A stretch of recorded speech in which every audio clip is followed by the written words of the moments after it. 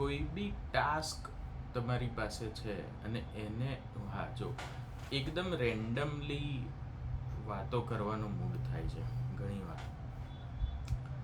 કોઈ આઈડિયા હોય, હવે એને શું ટાઇટલ આપવું ને શું ડિસાઈડ કરવું ને આટલા ટાઈમ ગેપમાં આમ કરીશું ને તેમ કરીશું ને આ કપડાં પહેરીશું ને દાઢી કરીશું ને નહીં કરીએ ને છોડો એ બધું. વિચાર આવે ને એ વિચાર જતો રહે ને એના કરતાં મોટો લોસ કોઈ નથી. સારો આઈડિયા આવે અને એ જતો રહે એના કરતાં મોટો લોસ કોઈ નથી. એટલે તો આજનો વિચાર એવો કંઈ હતો કે અત્યારે જ મેં વિચાર્યું, અને આ લગભગ મારો પહેલો વિડીયો છે આવો.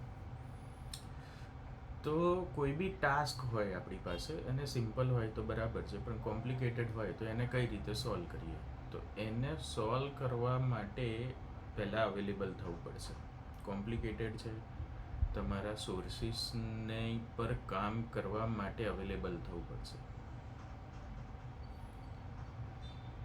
એનું ઇમ્પોર્ટન્સ કેટલું છે તમારી પાસે, તમને એનું એ સોલ્વ કરવા માટેનું ઇમ્પોર્ટન્સ કેટલું છે.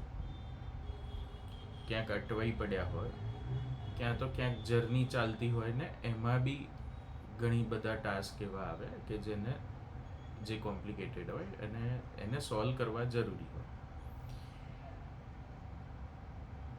મારો સ્વભાવ છે એવા ટાસ્કમાં હું ઓટોમેટિકલી ઇન્વોલ્વ થઈ જાઉં છું અને મને ગમે છે. કદાચ મારી લાઈફમાં હું આ જ કર્યા કરવાનું છું. ફોર એક્ઝામ્પલ,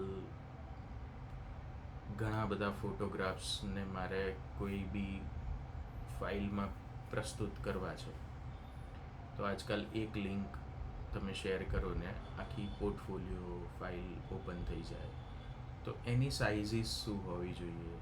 એક સમજો કે પેઇન્ટિંગના ફોટોગ્રાફ્સ છે, તો પેઇન્ટિંગના ફોટોગ્રાફ્સ તમારે પેઇન્ટિંગ પતી ગયું હોય, 2 દિવસના અંતે એક પેઇન્ટિંગ પત્યું, તો એ પેઇન્ટિંગ પતે છે ને તમારે એ ફોટો લઈ લેવાનો છે, કારણ કે પછી તમે એને સારો ફોટો લઈ શકો એ સ્ટેજમાં ગેલેરીમાં જ તમે લઈ જાઓ ત્યારે તમને મળે છે.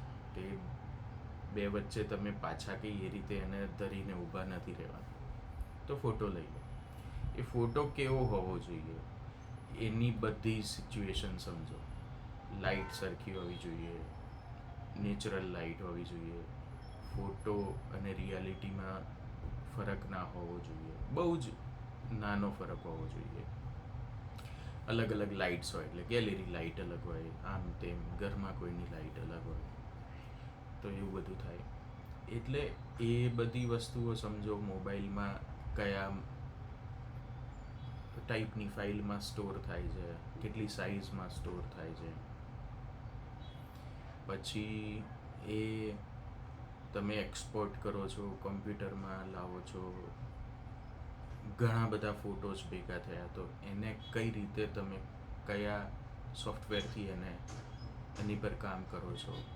અલ્ટિમેટલી તમારે એ સોફ્ટવેરની ફાઇલમાં બી નથી રાખવાનું, તમારે તો પોર્ટફોલિયો પ્રસ્તુત કરવાનો છે. એટલે આવશે એક PDF જેવી વસ્તુ કે એમાં તમારે બનાવવાનું. PDF ફાઇલની સાઇઝ બી મોટી થાય, તો એ હું ગૂગલ ડ્રાઈવ પર સ્ટોર કરું છું. એની લિંક હોય, લિંક હું સેન્ડ કરું છું. લિંક હોય એટલે એ કંઈ બહુ ડેટા ના લે, પણ કોઈને જોવામાં રસ હોય તો એને ઓપન કરવી પડે. એટલે 100 MBની ફાઇલ હોય અને 100 MBની ફાઇલ ઓપન થતાં 10 સેકન્ડ જેવું થાય. એટલે એમનું ઇન્ટરનેટ જેટલું ફાસ્ટ હોય એટલું ફાસ્ટ ઓપન થાય. 5 સેકન્ડમાં એ ઓપન થાય, 2 સેકન્ડમાં એ ઓપન થાય. તો આ છે ને બહુ મોટું ચેપ્ટર મેં કહ્યું. એટલે એને સ્ટોર કરવા, આ છે તે છે, એને ક્રોપ કરવા. ઘણીવાર તમારે જેમ કે હું સોશિયલ મીડિયા પર પેઇન્ટિંગનો ફોટો મૂકું છું, તો એ ફોટો નથી મૂકતો જે હું PDF પોર્ટફોલિયોમાં ક્રિએટ કરું છું. થોડું ગેલેરી સ્ટાઇલ દેખાય એ રીતે હું પ્રસ્તુત કરું છું, તો એ પાછું એક અલગ. પણ એ ફોટાને મારે રાખવાની કંઈ જરૂર નથી હોતી. એ ફોટો મારા માટે અગત્યનો નથી, રો ફોટો અગત્યનો છે. એટલે આખી જે સિસ્ટમ તમારે છે ને એ ડિઝાઇન કરવી પડે.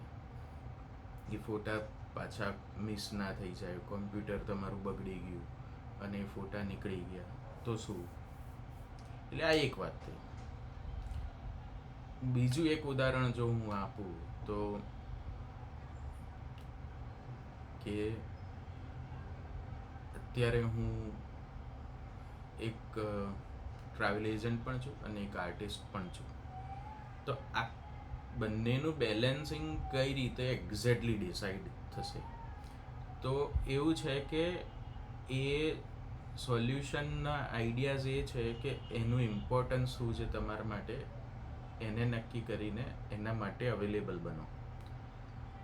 અમુક જે કામ હોય જે નકામા લાગતા હોય એને બાજુમાં મૂકો. એટલે પ્રાયોરિટીઝ નક્કી કરવી. જે બંને વસ્તુનું બેલેન્સ, તો પાછું એ તો ચેપ્ટર એવું છે કે એમાં ધીરજ બી જોઈશે. એવું નથી કે તમે એક જ મહિનામાં હવે ડિસાઈડ કર્યું કે આ રીતે કામ કરીશું તો આ રીતે કામ ચાલુ થઈ જશે. એ તો ધીમે ધીમે ચાલશે, ધીમે ધીમે ખબર પડશે કે કઈ કઈ વસ્તુઓ નડે છે, કઈ કઈ વસ્તુઓ નથી નડતી, કઈ કઈ વસ્તુઓને હું પ્રાયોરિટી આપી શકીશ. બહુ ઊંડો વિષય છે મારા માટે, એટલે જો હું કહેવા બી જઉં આખું તો બી બહુ ઊંડો વિષય થઈ જાય, એટલે તમને થોડો કંટાળો બી આવે. પણ હા, સોલ્યુશન્સ ડિસાઈડ કરો, અવેલેબલ બનો એ વસ્તુને સોલ્વ કરવા માટે. અને એની વેલ્યુ શું છે લાઈફમાં, એ કામ પાર પાડવું તમારા માટે કેટલું અગત્યનું છે. Thank you.